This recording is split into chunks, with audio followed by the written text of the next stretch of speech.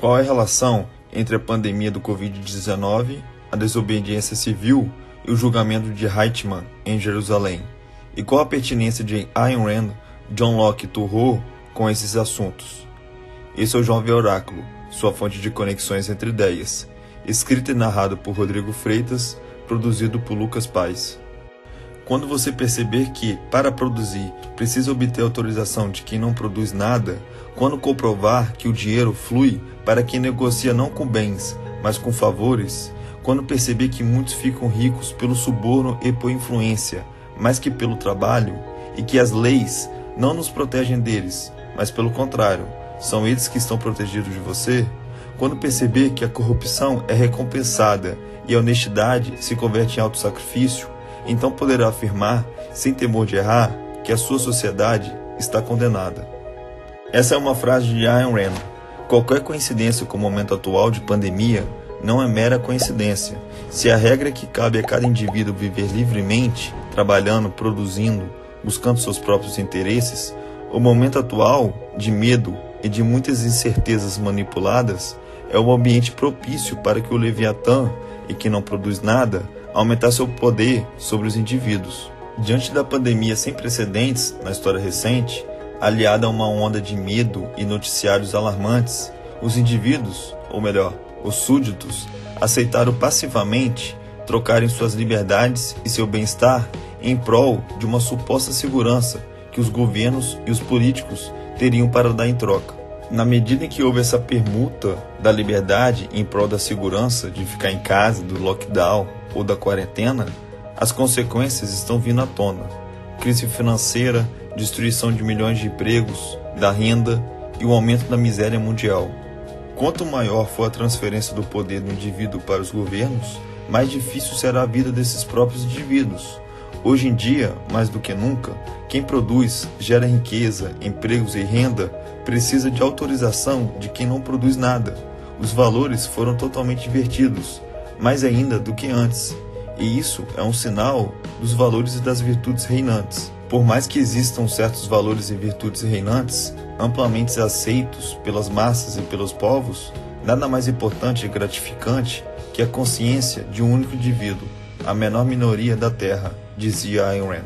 Justamente esses momentos excepcionais de medo, irracionalidade e pensamentos coletivizados é que reforçam a importância da desobediência civil e da objeção de consciência, artifícios conhecidos e empregados por poucos.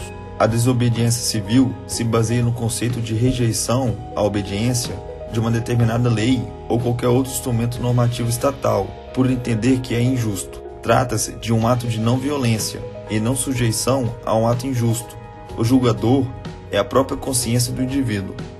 Como a vida, a liberdade e a propriedade são direitos naturais de qualquer indivíduo, ou seja, precedem a qualquer governo ou lei, pode-se defender que a desobediência civil nada mais é do que um direito natural de qualquer sujeito conduzir sua própria vida com base em sua consciência, e não que a lei humana determina, desde que, é claro, a insubordinação não ofenda a integridade física ou direito natural de outrem. A desobediência civil tem forte influência do liberalismo.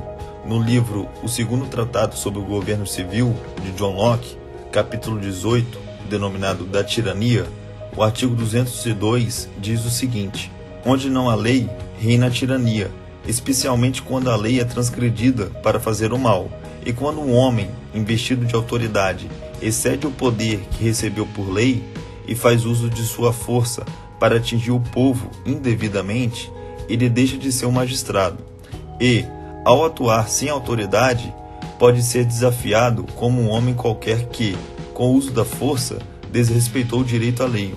Para John Locke, a lei e um governo civil retiram os indivíduos do estado de natureza e os protegem da tirania.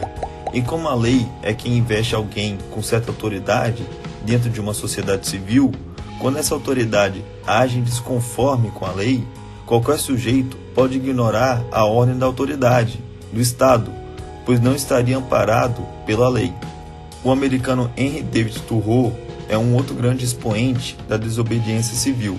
Durante a Guerra Mexicano-Americana, travado entre 1846 e 1848, Turreau se negou a pagar impostos ao governo americano, pois não desejava financiar aquela guerra que, para sua consciência, não teria consentido. Ele chegou a ser preso por não pagar os impostos. Turreau é o autor do livro Desobediência Civil, de 1849, uma obra sagrada para os libertários, publicada um ano após o fim da guerra, em que Turreau apresentou fortes críticas ao governo. Eis algumas das frases mais conhecidas desse livro. Em um governo que aprisiona qualquer um injustamente, o verdadeiro lugar para um homem justo é a prisão. Leis injustas existem. Devemos nos contentar em obedecê-las ou nos empenhar em aperfeiçoá-las, obedecendo até obtermos êxito, ou devemos transgredi-las imediatamente? Então eu digo, viole a lei, desde que sua vida seja uma contraficção que pare a máquina. O que eu tenho a fazer é cuidar, de todo modo, para não participar das mazelas que condeno. O melhor governo é o que absolutamente não governa. A humanidade já foi agraciada inúmeras vezes por indivíduos racionais e intransigentes para com seus valores e virtudes, como Ayn Rand, John Locke e Turreau.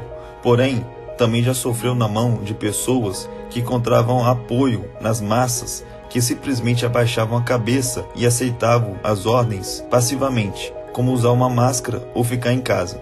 Um sujeito que levou essa passividade ao máximo e provocou atrocidades é Adolf Eichmann, tenente-coronel da Alemanha nazista, um dos principais organizadores do Holocausto e responsável pela deportação de milhares de judeus para os campos de concentração. Em 1960, após o seu sequestro pelo Mossad na Argentina, finalmente foi julgado em Jerusalém um ano após, em 1961. Durante o seu famoso julgamento, a tese defensiva de Eichmann era, basicamente, argumentar que se limitou a seguir ordens superiores. Assim, não deveria ser responsabilizado pelos seus atos, pois seria apenas uma peça da engrenagem nazista.